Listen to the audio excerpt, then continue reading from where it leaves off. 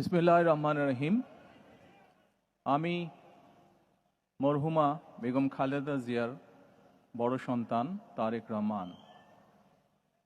আমি আজকে এখানে উপস্থিত সকল ভাইয়েরা এবং বোনেরা যারা উপস্থিত আছেন,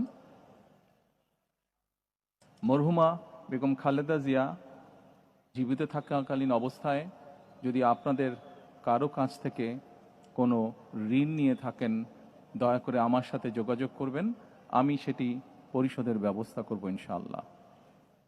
একই সাথে উনি জীবিত থাকাকালীন অবস্থায় ওনার কোনো ব্যবহারে, ওনার কোনো কথায় যদি কেউ আঘাত পেয়ে থাকেন, তাহলে মরহুমার পক্ষ থেকে আমি আপনাদের কাছে ক্ষমা প্রার্থী।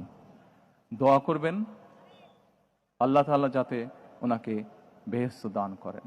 আসসালামু আলাইকুম।